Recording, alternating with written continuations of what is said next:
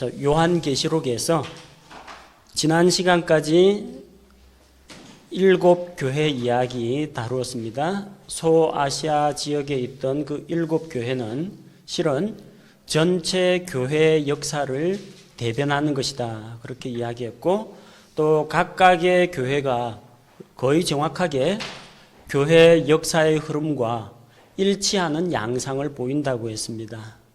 그래서 이 7교회는 단순히 그 시대, 사도 요한이 있던 그 시대에 그 지역에 있던 교회만을 이야기하는 것이 아니라 오순절 성령 강림 이후로부터 시작하여 예수님 공중 강림하실 그때까지 존재하게 될 이 지구상에 있는 모든 교회를 대변하는 것이라고 했습니다. 그런데 이 교회는 요한계시록 3장까지만 있고 그 이후에 나타나질 않습니다. 요한계시록 4장 이후에는 교회가 하늘에 가 있습니다. 이 사실을 통해서 우리는 신약교회는 환란기가 시작되기 전에 휴거된다는 것을 알 수가 있습니다. 휴거라는 말은 강한 힘에 의해서 채여 올라간다, 그런 의미를 가지고 있습니다. 우리가 하늘로 승천을 한다거나 비행을 해서 가는 것이 아니라 외부적인 힘에 의해서 이끌려 올라가는 것을 이야기합니다. 하나님께서 에녹을 데려가셨고 하나님께서 엘리야를 그 제자들의 머리 위로 취하여 가신 것처럼 주의 성령님께서 에티오피아 내시에게 전도를 마친 빌립을 들어다가 다른 도시로 옮기시는 것처럼 강한 힘으로 끌어올려서 데려가는 것을 이야기합니다. 하나님의 백성은 마지막 날의 환란, 심판을 당하지 않고 안전하게 대피하게 됩니다. 우리는 이러한 사례를 구약 성경에서 찾아볼 수가 있습니다. 누가복음 17장 26절 28절에 의하면 예수님께서 말씀하시기를 마지막 때는 노아의 때와 같다, 롯의 때와 같다 그랬죠. 자, 노아의 때에 구원받은 사람이 누굽니까? 노아를 포함한 노아의 8 식구가 구원을 받았죠. 롯의 때에 누가 구원을 받았습니까? 롯 가족만 소돔 성에서 탈출해 나왔습니다. 하나님께서 노아의 홍수로 세상을 심판하시기 전에 먼저 에녹을 공중으로 하늘로 데려가셨습니다. 또한 자기 백성 노아의 8 식구는 방주 안에 안전하게 보호하셨습니다. 즉 하나님을 믿는 하나님의 백성들은 환란을 겪지 않는다는 것을 보여줍니다. 그래서 에녹은 승천하게 될, 공중으로 채여 올라갈 휴거 성도의 모형이라고 볼 수가 있습니다. 노아의 가족은 구원을 받았지만 환란으로부터 그들이 보호를 받습니다. 환란을 통과하되 그들이 해를 입지 않고 그들의 생명이 안전하게 보호가 됩니다. 곧 이는 환란기 성도의 모형이라고 볼 수가 있습니다.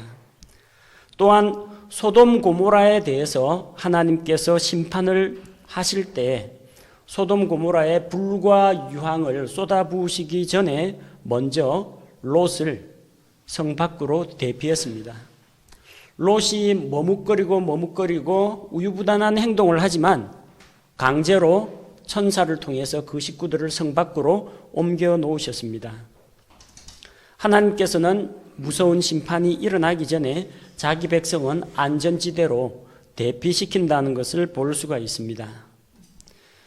전쟁이 일어나면 어떻게 합니까? 선전포고가 나고 전쟁이 발발하게 되면 공격하기 이전에 상대방 국가에 있던 자기 나라 백성들 다 소개 작업을 합니다.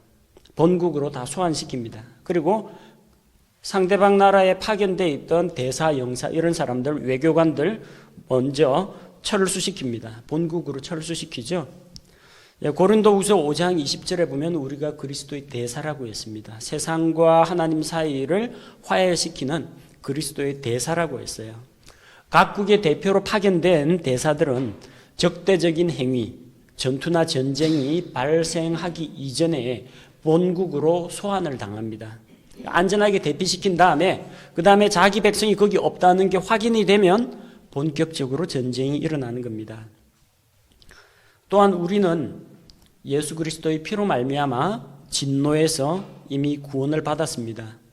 마지막 날의 환란에 대해서 성경은 이것이 어린 양의 진노라고 합니다. 요한계시록 6장 16절과 17절에 보니까 산들과 바위들에게 이르되 우리 위에 떨어져 왕좌에 앉으신 분의 얼굴에서와 어린 양의 진노에서 우리를 숨기라. 그분의 진노의 큰 날이 이르렀으니 누가 능히 서리요 하더라. 마지막 날의 환란은 어린 양의 진노입니다. 죄인들을 향한 하나님의 진노의 심판입니다.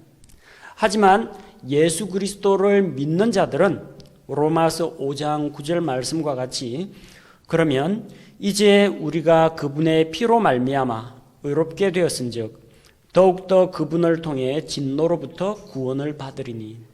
예수님의 피로 말미암아 의롭게 되고 그분을 통해 진노로부터 구원을 받았습니다. 데살로니가 전서 1장 10절에서는 예수님께서 다가올 진노로부터 우리를 건져내셨다고 기록이 되어 있습니다. 데살로니가 전서 1장 10절에 다가올 진노입니다. 그러니까 지금 데살로니가 교인들이 주변에 있는 자기 동족들로부터 핍박을 당하는 그게 아니고요. 앞으로 다가올 진노입니다. 미래 시제입니다. 그런데 그 진노로부터 우리를 건져내셨다. 과거형으로 되어 있습니다. 하나님의 진노의 심판은 그 당시 아직 이르지 않았는데 그 진노의 심판이 이르기 전에 예수님께서 우리를 이미 건져내셨다는 겁니다. 이미 건져내셨으니까 그 진노에 들어갑니까? 안 들어갑니다. 데살로니가 전서 5장 9절에서는 우리는 진노에 이르도록 정해지지 않고 구원을 얻도록 정해져 있다고 했습니다. 따라서 우리는 진노의 심판을 받지 않습니다. 마지막 날의 환란은 세상이 믿는 자를 핍박하는 것이 아니라 하나님께서 믿지 않는 죄인들에 대해서 심판하시는 겁니다. 우리는 예수님의 피로 말미암아 구원받은 죄인들이기 때문에 그 심판을 받지 않는다는 것을 말합니다. 자, 그럼 심판은 받지 않지만 혹시 심판하시는 그 기간에 이 세상에 남아 있어야 하지 않느냐, 그렇게 생각하는 분이 더러 있습니다.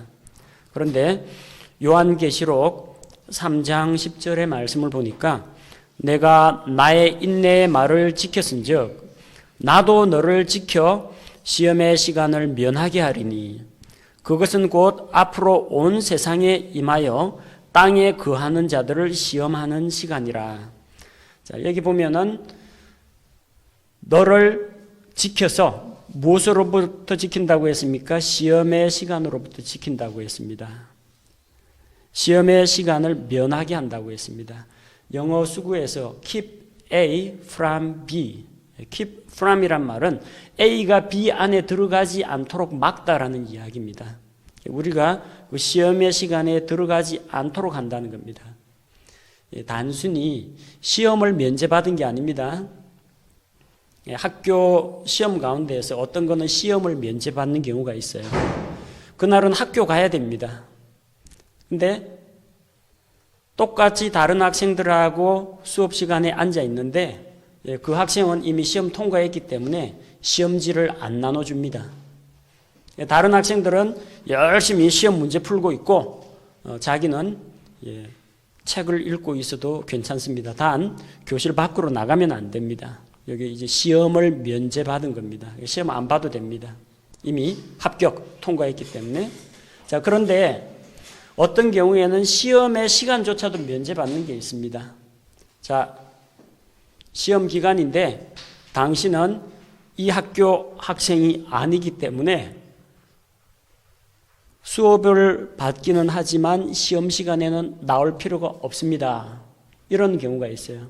그러면 시험 보는 그날은 하루 쉬는 날입니다. 학교에 출석할 필요도 없고 그 시험 시간에 시험 장소에 들어갈 필요도 없습니다. 이게 시험을 면제받느냐, 시험의 기간을 면제받느냐, 그 차이점입니다. 여러분, 군 면제받으면 어떻게 됩니까? 군대 안 가는 겁니다. 그게 군 면제라고 하죠. 나 군복무 면제받았다. 그런데 어쨌든 머리 깎고 가서 내무반 관물 정리 다 하고 다른 사람 훈련 받을 때 나는 군복무 면제니까 침상에서 그냥 뒹굴뒹굴 놀고 있겠다. 하지만 군부대 내부에서 벗어나지는 못한다. 이거는 면제가 아닙니다. 그거는 군부대에 입대해가지고 훈련을 면제받은 것이지 군 면제를 받은 게 아닙니다. 병력 면제라는 건 아예 군 입대 안 하는 것을 이야기합니다. 시험의 시간을 면하게 한다는 것은 시험의 시간 안에 들어가지 않는다는 뜻입니다. 자, 그렇기 때문에 이것이 우리가 남아서 환난기 가운데에서 이 세상에 살면서 환난기를 겪는데 환난 중에 안전하게 지켜준다는 뜻이 아니고 환난이 쏟아지는 이 땅에 더 이상 존재하지 않는다는 것을 말합니다. 왜 자꾸 사람들이 신약교회 성도가 환난을 통과한다고 착각을 하게 되느냐? 이스라엘과 교회를 혼동하기 때문입니다. 교회는 교회고 이스라엘은 이스라엘이고 서로 다릅니다. 예레미야 30장 7절에 보면은 야곱의 고난의 때를 이야기합니다. 그날은 큰 고난의 때입니다. 그래서 이 야곱의 자손들, 이스라엘 자손들은 환난을 겪으면서 하나님의 징계를 받으면서 하나님께 회개하고 돌아오는 그런 기회가 됩니다.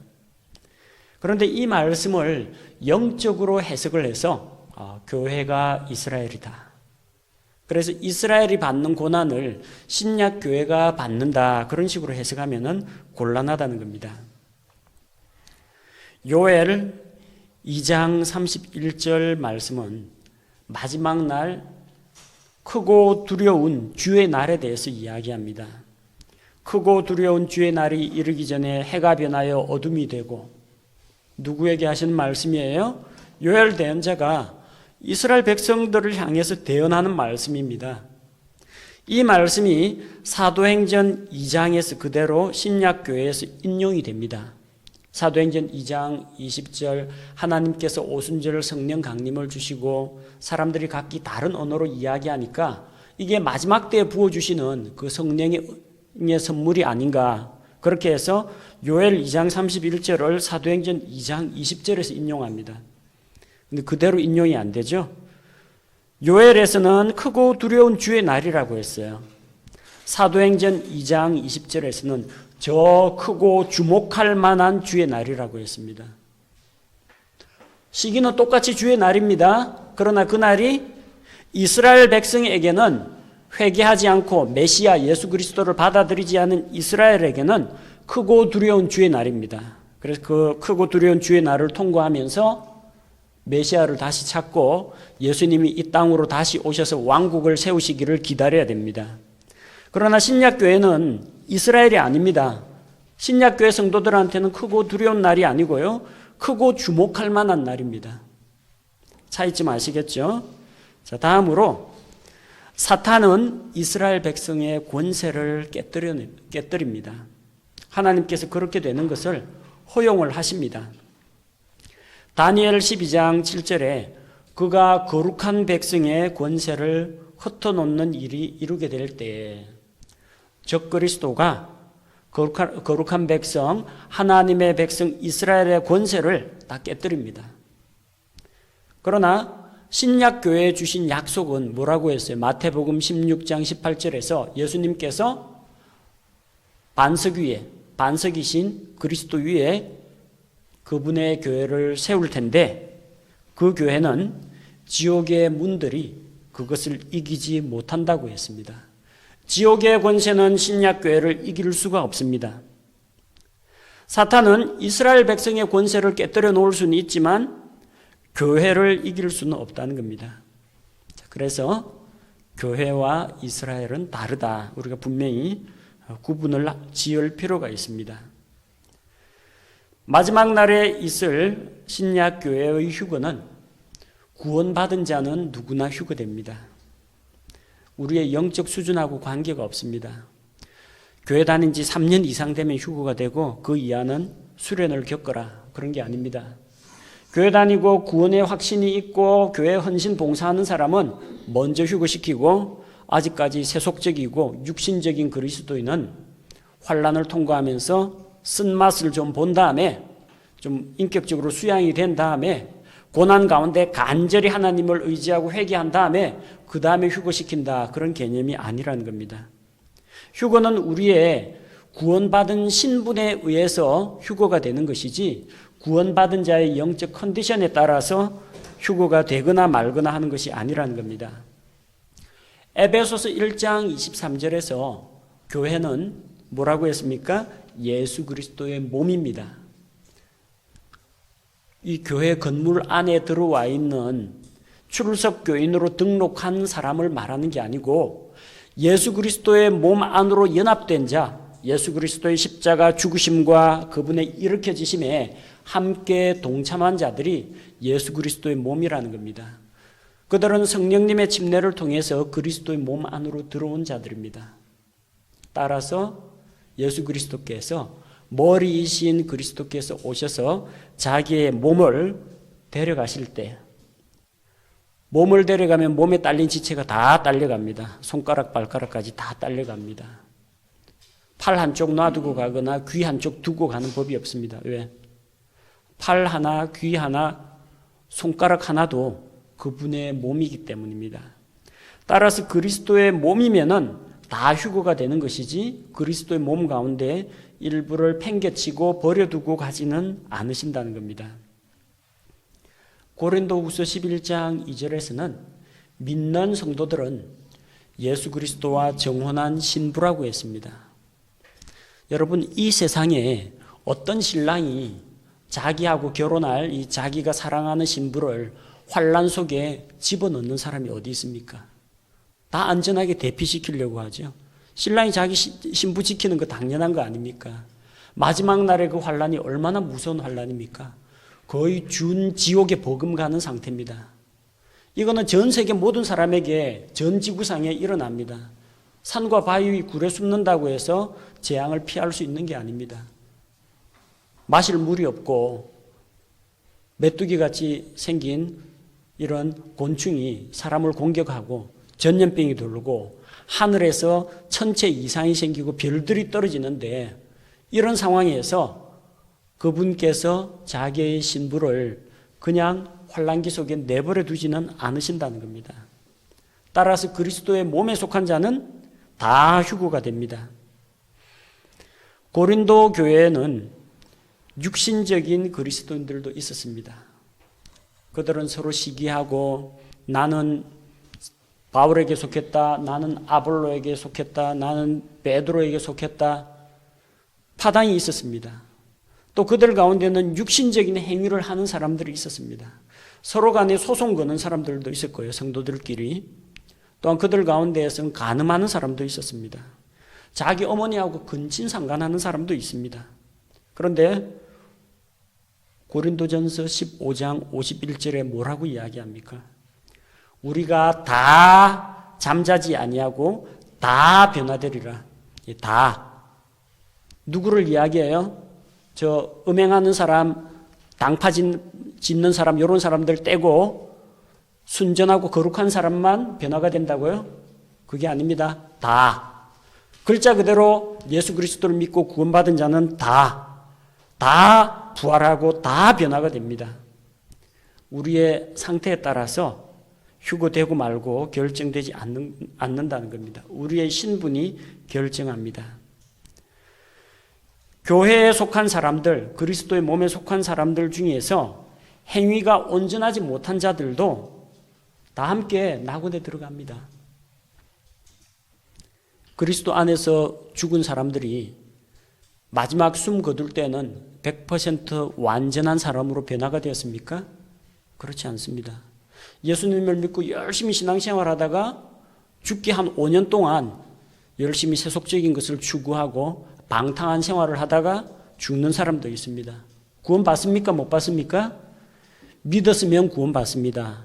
행위로 구원받는 게 아니라 그가 진정으로 일생에 단 한 번이라도 자기가 죄인임을 시인하고 예수 그리스도를 자기의 구세주로 영접했다면 그 사람 구원받습니다. 자, 그러면은 마지막 때 행위가 좀 부실해가지고 도덕적으로 타락하고 또한 방탕한 생활을 했지 않습니까? 그런 사람들은 부활한 다음에 너는 아직까지 완성이 안 됐으니까 공중으로 올라가지 말고 지상에 남아가지고 환란기 성도들하고 같이 환란 좀 겪고 와라. 그런 일은 없다는 겁니다. 그리스도 안에서 죽은 자들이 100% 완벽한 자들이 아닙니다. 그들은 하나님의 은혜로 믿음을 통해 구원받은 용서받은 죄인들입니다. 그런데 그들이 부활하고 나서 환란기를 통과하는 게 아니라 바로 공중으로 들려 올라갑니다.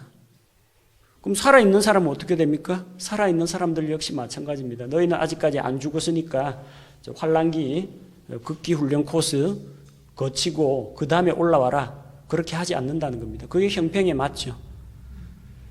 만약에 살아있을 때 행위가 부실한 사람은 휴거가 되지 못한다 하면은 어떻게 해야 됩니까? 다 죽어야 됩니다.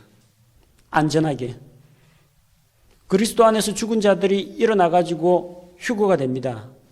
환란기 통과 안 합니다. 만약에 그들에게만 그런 특혜를 준다면 우리 살아있는 사람한테는 상당히 불리한 겁니다. 살아있는 사람에게도 똑같은 은혜를 주십니다. 너희의 행위는 하나님의 기대 수준에 미치지 못하지만 예수 그리스도의 보배로운 피가 그분의 공의를 만족시키기 때문에 너희의 죄 문제는 다 해결이 되었고 하나님께서 너희를 의롭다고 인정하신다.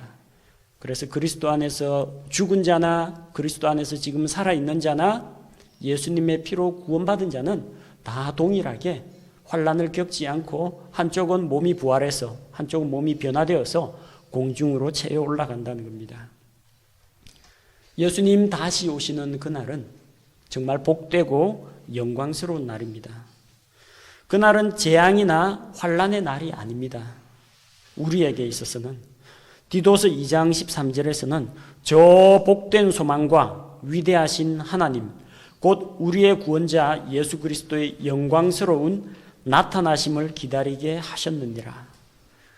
예수 그리스도의 다시 나타나심은 복된 소망입니다. 공포와 혼돈의 도가니가 아니라는 겁니다.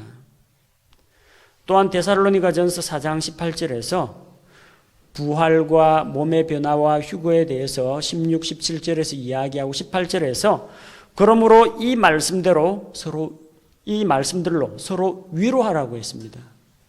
예수 그리스도의 오심이 우리에게 위로가 된다는 겁니다. 사도 바울이 예수님 오실 때 너희는 무시무시한 환란을 통과해야 될 테니까 어금니 꽉 다물고 단단히 각오 단단히 하고 견뎌라. 그런 식으로 이야기하지 않습니다. 이 말씀들로 서로 위로하고 했습니다. 그리스도 안에서 죽은 자들 부활한다. 살아있는 우리도 몸이 변화되어서 채어 올라간다. 그러니까 우리에게 위로가 되는 겁니다. 마지막 날의 환란을 겪지 않기 때문에 위로가 되는 것이지 그 무시무시한 환란기 가운데 들어간다라는 그런 소식은 결코 우리에게 위로를 주지 못합니다.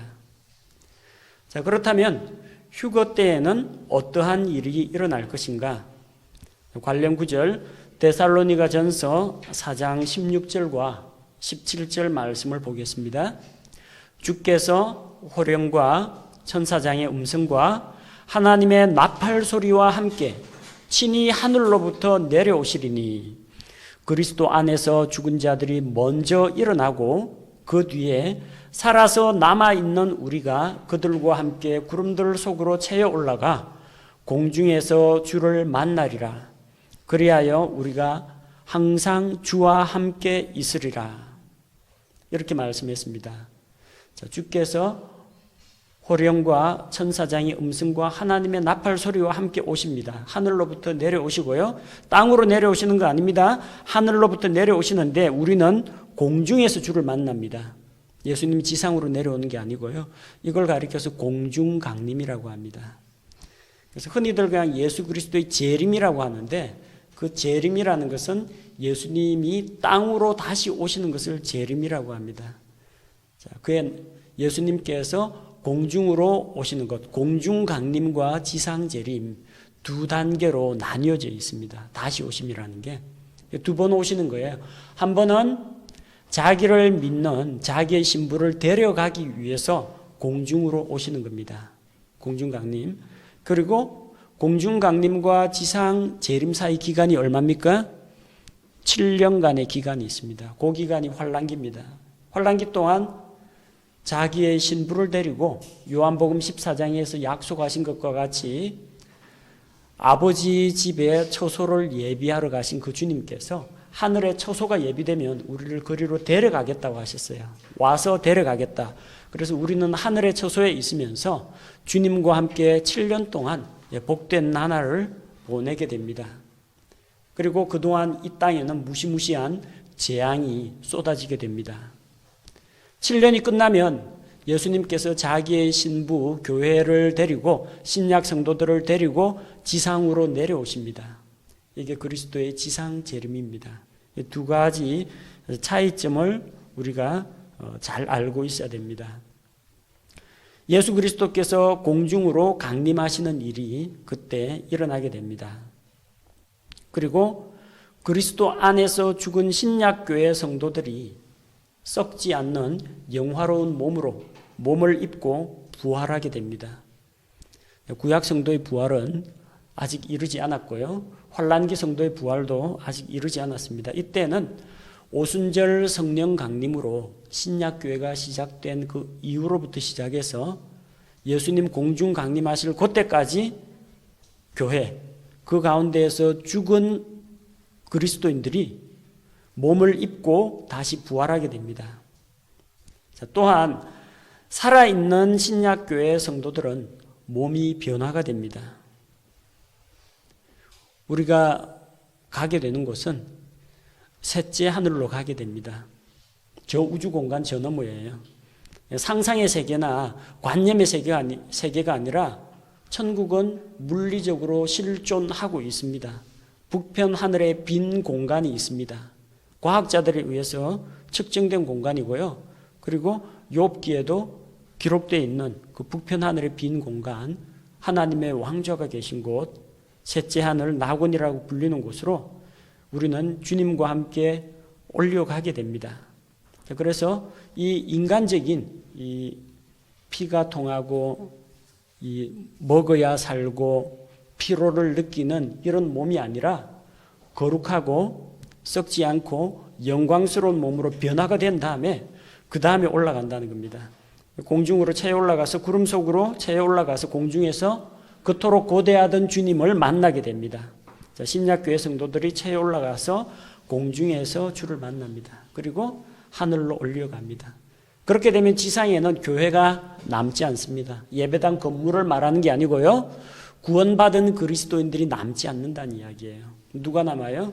믿지 않는 유대인이 남고 믿지 않는 이방인들이 남습니다. 하나님께서 사람을 분류하는 방식 세 부류로 나눈다고 했죠. 하나님의 교회와 이스라엘과 이방인들. 자, 그 가운데에서 누구든지 이스라엘이건 이방인이건 믿고 예수님 안으로 들어오면은 교회입니다. 그 교회는 휴거가 되고 땅에는 안 믿는 사람들만 남게 됩니다. 그래서 요한계시록 3장 이후로 더 이상 교회가 나오지 않습니다. 언제 다시 나오느냐? 요한계시록 19장에 가서 성령과 신부가 오라 하면서 초청하는 주님께서 신부를 데리고 이 지상으로 내려오실 그때에 다시 그분의 신부인 교회가 등장합니다. 그리고 마지막으로 이 지구상에 있는 모든 사람을 향해서 성령님과 신부 교회가 초청합니다. 오라. 목마른 자도 오라. 구원으로의 초청을 합니다. 그때 교회가 등장하지 환란기 기간 중에는 교회가 등장하지 않습니다. 교회는 어디가 있습니까? 요한계시록 4장과 5장에만 교회가 나오는데 그 교회는 하늘에 가 있습니다. 요한계시록 4장 1절에 보니까 이 일 뒤에 내가 바라보니 보라 하늘에 한 문이 열려 있더라. 내가 들은 첫째 음성 곧 나팔 소리같이 내게 이야기하던 음성이 이르되 이리로 올라오라. 자, 이리로 올라오라는 그 말이 떨어지고 그 이후로 교회는 하늘에 가 있습니다. 즉, 이 일들 뒤에라는 것은 요한계시록 2장과 3장에 있는 그 교회 시대가 다 끝나고 나서를 이야기합니다. 이리로 올라오라는 그 말씀과 함께 교회는 하늘로 올리우게 됩니다. 바로 이리로 올라오라는 그 음성이 데살로니가전서 4장 16절에 나오는 주께서 호령과 천사장의 음성과 하나님의 나팔 소리와 함께 바로 이때 이런 음성이 믿는 자들에게 들리게 될 겁니다. 요한계시록 4장 4절에 보니까 24장로가 등장합니다. 이걸 가지고 하늘나라 가려면 장로교에 들어가야 되는구나. 그리고 장로들이 하늘나라에 가고 일반인들은 못 들어가는구나. 그렇게 생각하면 안 됩니다.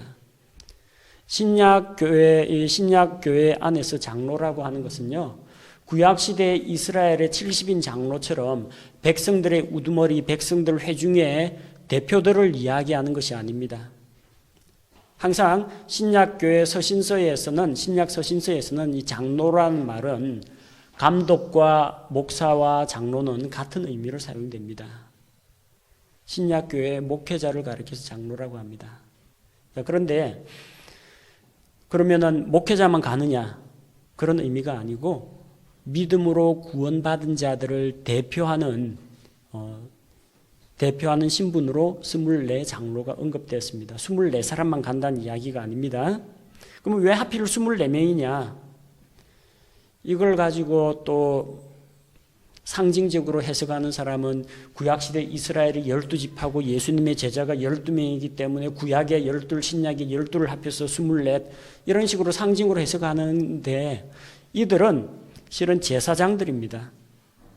역대기상 24장 4절에 보면요, 아론에게는 4명의 아들이 있었습니다. 나답과 아비후가 하나님께서 명하지 않은 이상한 불을 들이다가 하나님의 징계를 받아가지고 죽었죠. 남은 아들이 누가 있어요?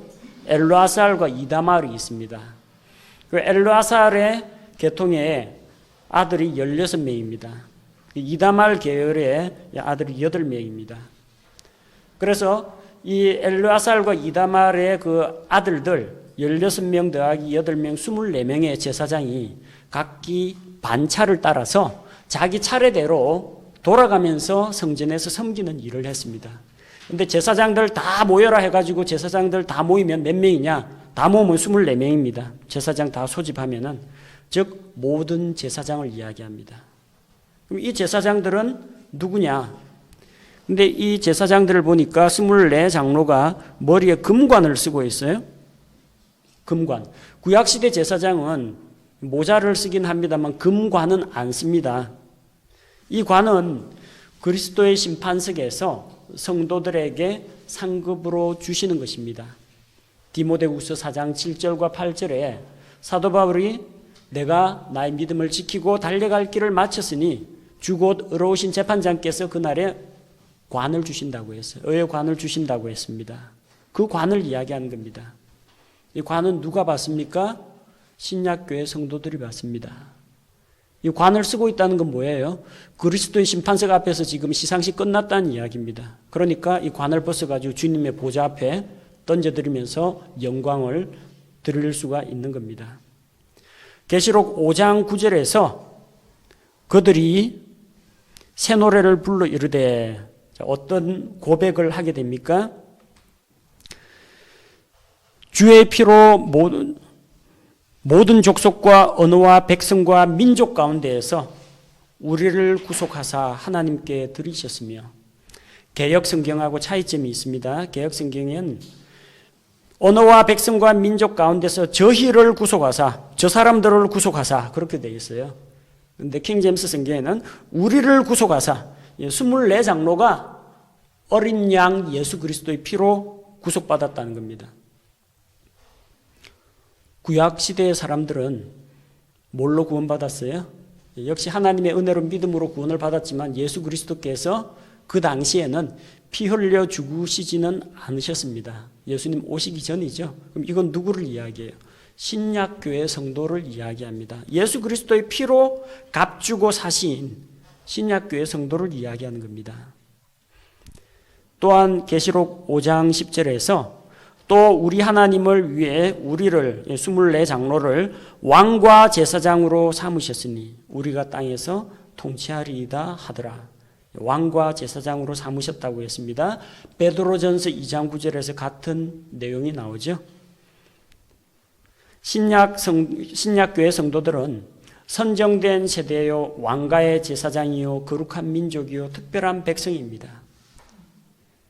종교 개혁할 때 더 이상 로마 카톨릭 사제는 필요 없고 모든 사람이 믿는 모든 성도가 하나님 앞에서 제사장이다. 만인 제사장 이 주장하지 않았습니까? 우리 그대로 믿습니다.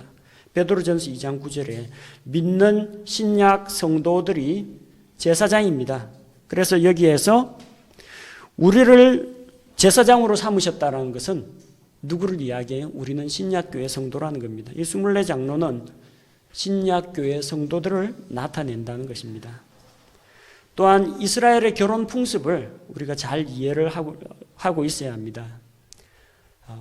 이스라엘에는 정혼이라는 제도가 있습니다. 이거는 약혼식하고는 다릅니다. 신랑이 자기 예물을 가지고 신부집에 가서 이 처가에다가 장인에게 신부값을 지불합니다. 신부값을 지불을 하고 정혼 언약을 맺습니다. 그때부터 법적인 효력이 발생해서 이 여자는 정혼한 신랑과 부부가 됩니다. 법적인 부부입니다. 아직 결혼식하고 첫날 밤은 안 보냈지만 어쨌든 정식 부부로 인정이 됩니다. 정혼 언약을 맺고 그 다음에 떠납니다. 떠나고 자기 아버지 집으로 갑니다. 아버지 집 옆에다가 벽에다가 집을 하나 더 짓습니다. 붙여가지고 하나 더 짓습니다. 그걸 가지고 이제 맨션이라고 합니다.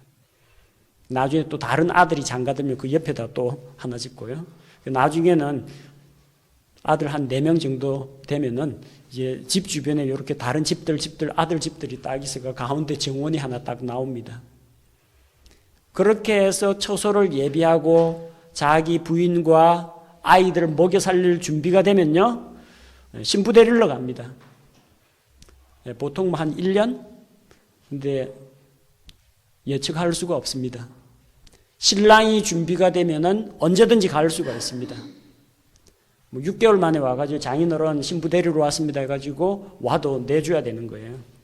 1년, 길어가지고 한 3년 뒤에 나타나가지고 신부 데리러 왔다면 신부는 따라가야 됩니다. 그동안의 신부는 딴짓하면 안 됩니다.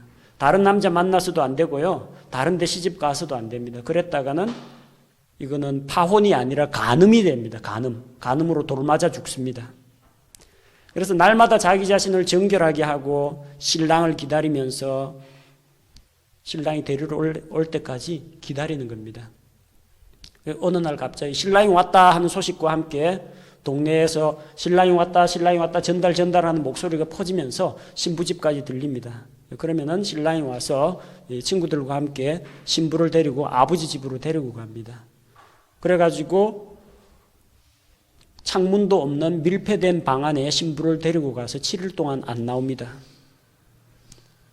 그게 신부와 신랑이 함께 하나로 연합하는 그 기간입니다. 거기서 이제 기쁨을 누리고 7일이 끝나면 신부를 화려한 옷을 입혀가지고 연회석에 딱 데리고 나타납니다. 그래서 사람들 앞에서 이 신부를 공개합니다. 자세한 내용은 야곱과 레아, 라헬의 결혼식 창세기에 나오는 것을 참고하시면 됩니다. 그거하고 똑같은 패턴이에요. 예수님께서 이 세상에 오셨습니다. 그분의 피로 신부값을 지불하고 피로 값주고 사셨습니다. 고린도전서 6장 19절 20절 우리는 그리스도의 피로 값주고 사신 존재입니다. 그리고 예수님이 떠나가셨어요.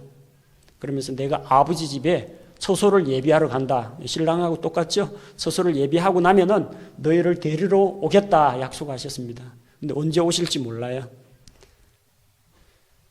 초대교회 성도들 마라나타 주께서 임하시느니라 주께서 다시 오십니다. 마라나타 이게 인사말이었습니다. 예수님 속히 오시옵소서.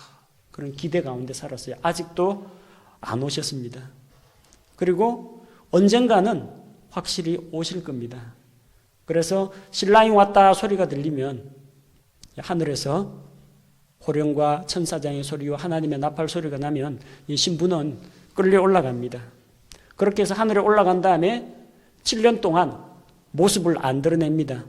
예수님과 함께 아주 밀접한 관계 속에서 그 가운데에서 결혼식을 올리게 됩니다. 그리고 7년이 끝나면 온 세상 앞에 자기의 신부를 공개하게 됩니다. 자, 그래서 7년간의 환란기 동안 교회는 하늘에서 7년을 보내게 된다는 겁니다.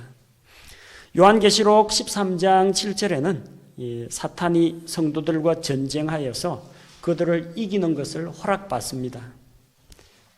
여기 사탄은 성도들한테 이깁니다. 아까 우리가 마태복음 16장에서 볼 때는 지옥의 문들이 이기지 못한다고 했거든요.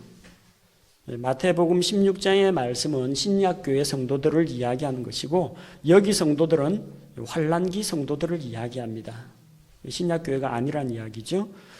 요한계시록 14장 12절에 여기에 성도들의 인내가 있나니 곧 여기에 하나님의 명령들과 예수님의 믿음을 지키는 자들이 있느니라 하더라.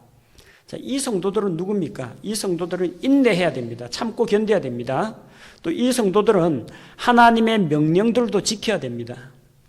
신약교회 성도들은 명령 지켜서 구원받는 게 아니라 하나님의 은혜로 믿음을 통해서 구원을 받지만 환란기 성도들은 명령들을 지키고 예수님의 믿음을 지켜야 됩니다.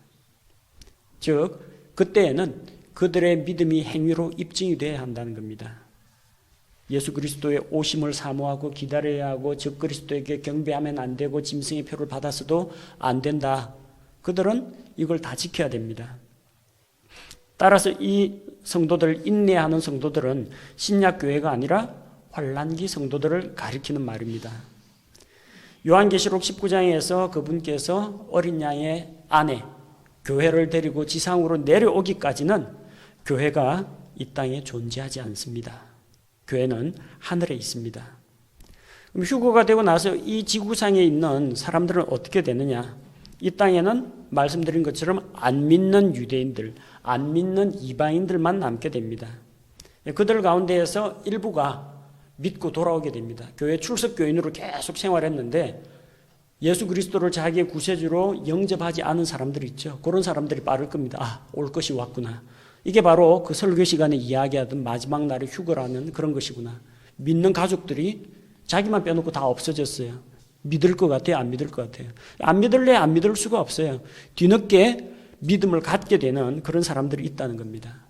또 성도들은 휴거가 되지만 휴거 안 되는 게 있죠. 성경책이나 DVD나 인터넷 게시물은 휴거 안 됩니다. 물론 적그리스도가 발견하는 족족 파기시키려고 하겠지만 이런 책자나 CD나 DVD 같은 게 남아있기 때문에 설교 테이프 같은 걸 통해 가지고 믿음을 갖게 되는 사람들이 있다는 겁니다.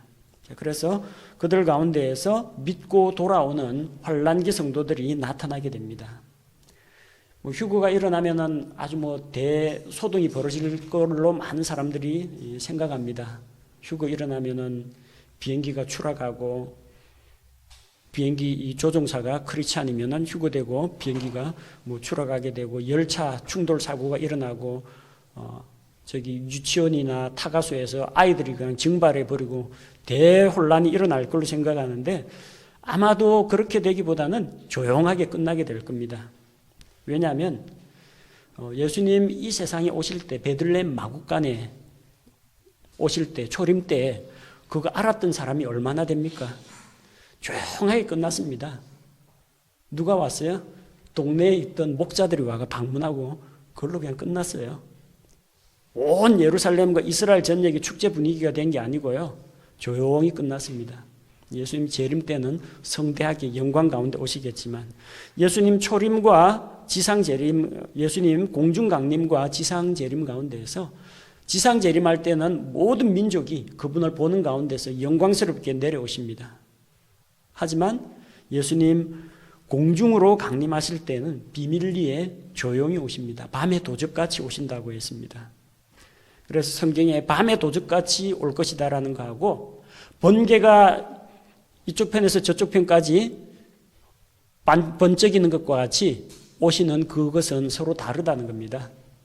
후자의 경우 마태복음 24장에 나오는 것이고요. 전자의 경우 데살로니가서에 나오는 표현입니다. 초림은 비밀리에 조용하게 오십니다. 그리고 누가복음 13장 23절에서 24절 보면은 구원받을 자가 많으냐 적으냐, 구원받을 자는 적다고 했습니다.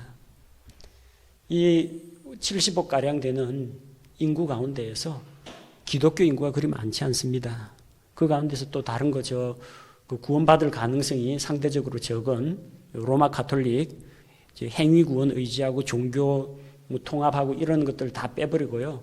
그 다음에 뭐 프로테스탄트나 이 침례교 성도들 가운데에서도 출석 교인들 떼고 나면은 그야말로 믿는 사람들 숫자가 그다지 많지가 않다는 겁니다. 전체 인구에 비해서. 누가복음 18장 8절에서 사람의 아들이 올 때에 땅에서 믿음을 보겠느냐, 그만큼 찾아보기 어렵다는 거예요. 믿는 사람들 숫자가 주님 오실 때는 점점점 더 줄어들 겁니다. 이전에 우리 한국 기독교 얼마라고 했어요? 1000만 성도들이라고 불렀어요. 인구 4분의 1. 지금 1000만 됩니까? 안 됩니다. 인구는 계속 불어나는데요. 정말 믿음을 가지고 있는 구원받은 성도의 숫자는 그 정도가 되지 않습니다. 그리고 재빨리 이 세상에 남아있는 이 불법의 신비, 활동하고 있는 불법의 세력들은 그걸 교묘하게 다른 걸로 꾸며댈 겁니다. 휴거는 사실이 아니다. 외계인이 데려갔다. 집단적으로 모여가지고 자살을 했을 것이다. 그리고 우주 공간은 여러 개의 평행 차원으로 구성되어 있는데 타차원 공간으로 이동했을 것이다. 뭐 별별 시나리오들이 다 나타나게 될 겁니다. 그리고 점차로 휴거는 다른 사건들에 묻혀서 조용히 사람들의 기억 속에서 잊혀지는 사건이 되고 말 겁니다. 우리는 이 마지막 때에 대해서 그래서 잘 알고 있어야 됩니다. 잘 모르는 사람한테 바르게 가르쳐 줘야 하고, 무엇보다도 우리 자신이 소망 가운데 믿음을 굳건하게 붙잡는 것이 필요합니다.